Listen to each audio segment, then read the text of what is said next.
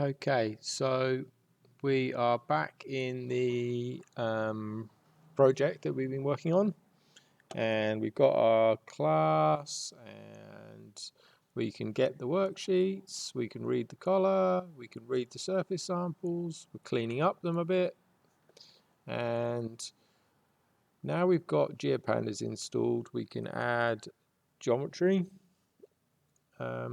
So what this is going to do is going to add a geometry field to, basically it's going to create a GeoPandas data frame, and the GeoPandas data frame is a spatially enabled pandas data frame. So first of all, we're just going to restrict the table to some smaller amount of collars. And we're just going to take, for the surface samples, that first assay column. So we've just got the first assay column. We've got a to-do to get all of the assays, but we sort of, because they vary, we sort of need to know how many there are in there, so it's a little bit fiddly. But we'll do that in a future release. So we have the surface samples, and we're going to rename the column from 1 to _1 because Arc won't like it if it's just called 1, but it doesn't mind if it's called _1. So I don't know why that says in place false. It should say in place true. Okay, anyway. All right, so then we're going to create this geodata frame, and we're going to add points x, y. And we're going to use the original surface sample eastings and northings, and we're going to set the CRS to this EPSG, and the EPSG is passed into this. So it's the same story for collars. We're going to pass in an EPSG, we're going to restrict the columns, we're going to create the pandas data frame, we're going to set the EPSG, the reference, coordinate reference. Okay, and then we've just got two simple exporters, one to export the shapefile, and it's basically going to put it into the same path where the DEO came from, and it's going to name it the she_gdf.shape, and the same for the collars. So if we now run it using this function, same one, and I will just open up that path if I can find it. I'll just we're in there, report management validation terminal. Okay, so we'll just open that up in a, I'll open that up there. Okay, so I've actually done this already, so let's just delete that. So we can use this one. And if we're here, so if I just run it, that's Control-Shift-F10 to run, or you can click on the button up here, run, and it will run whatever selected in there, but the shortcut is Control-Shift-F10 or Shift-F10 if you selected in here. Okay, anyway, so we now have our shapefiles. So it looped over the file, read in the collars and all of the surface samples, and then for each one that it encountered, it basically made all of the shapefiles. So for our validation, we can use this script to quickly just make the shapefiles. The only thing that it's not going to be doing is getting every single assay for all of the surface samples. It's going to get the first one. So for the moment, if you want other assays, then what we could do is just go into here, into the read DEO, find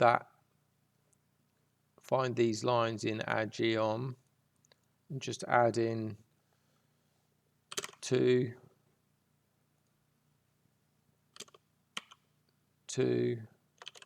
is _2.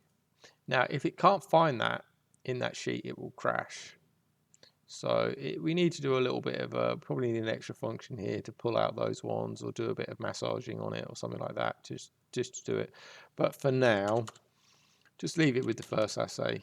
And then if you need to add in a second or a third, then you can basically edit this little bit of code, and it will do it. So I'm going to leave it like that for now, and I'll figure out a way of doing that in a bit more of a sensible way when I get a bit of a chance.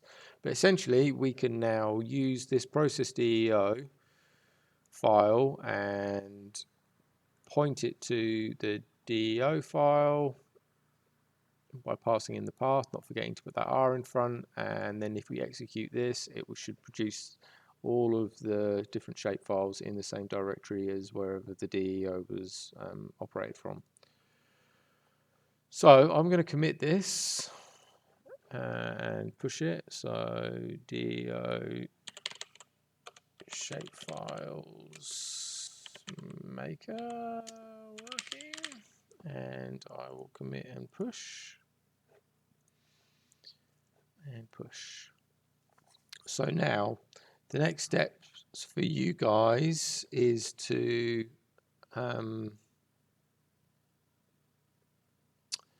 basically do a pull of the data, and then to set up your workspace with GeoPandas, and then point it at Deo and try it out, and we'll figure out the issues from there. So the git clone process to pull the data down, to pull this data down to where you need it, is, if you use Python 3.6, I can just give you those ones. I might even have a 3.6 installer somewhere. I'll have to search for it, and I'll see if I can find a Python 3. I'll download a Python 3.6 installer, and I'll zip up all of these things, and I can send them to you, and then we should all be on the same page. Okay, but if you have a directory, let's say you want to put it into documents, new, I'll just call it _temp. Once that has pushed everything to Git, which I think it has, that's cool. In our bit bucket, if we go back into the repo of this and we refresh it, we've got that process, we've got that one, Deo-shapefile maker working. So I'll send you this link, copy to clipboard, and then inside our temp, right click, git bash, paste the cloning link, and it's going to clone everything in there. So we've got our files, everything we should need. And that one's just nothing. And then in PyCharm, you're just going to open, point it to that folder.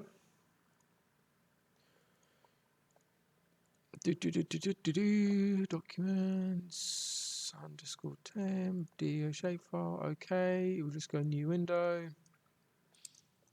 Okay, so it's opened it and it's fine, but you can see that we don't have a environment, a Python environment to set up. So this is where we need to go: File, Settings, Project, Python Interpreter. We need to set it to the Python 3.6 install. They're already in there because I've obviously installed them in that directory, but you'll just have two, the pip and setup tools or whatever. And then you can go into the terminal, and then we can do pip install, and then work through that list of installs that we need, which I'll put a list in here. So you've got the link to clone it, and then you've got a link to the Python binaries, but I'll also just provide them to you. And then I'll also provide a Python 3.6 installer. So the first job is install Python 3.6 and then clone the workspace and then pip install those binaries in the correct order because they depend on one another. So I'll put the list in here and I'll send you this spreadsheet. Oh, sorry, this document. And then we should be able to get it working, and then this make it a lot quicker, because if we've got 20 odd DEOs for a company and each one's got 5 different sheets and we have to trim and save and turn them into CSVs, it's going to be quite time consuming. Point to note that let me just get it open again. Point to note is that it's using 28355 as the EPSG when we do this. So that is M94 is that. So AGD or AGD 66 is 20355. So that's zone 55 and that's AMG and this is MGA. So depending on what the system is it your DEO, then you're going to need to change those numbers in there.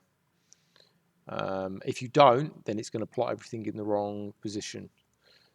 The difference between AGD 66 and AMG 84 I've discovered by doing lots of translations is quite consistent in the area that we're in. It's like 113 meters on the easting and 186 or something on the northing.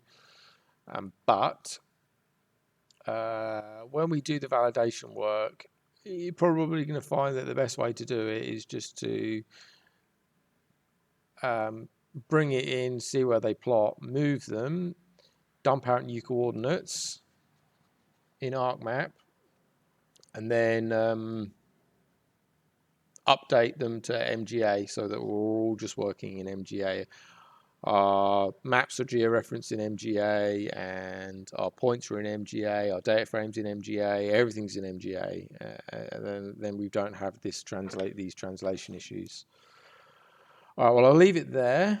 I do have another little thing that we can add to this, which is just a quick translator to translate CSV coordinates from AMG into MGA. I'll add that as an extra module, an extra little package inside this, and then next time you clone it, you should be able to get that, and I'll make a little video explaining it. But let's see if we can get this working, and if we can, then we're going to be winning, because it's going to save heaps of time in the long run.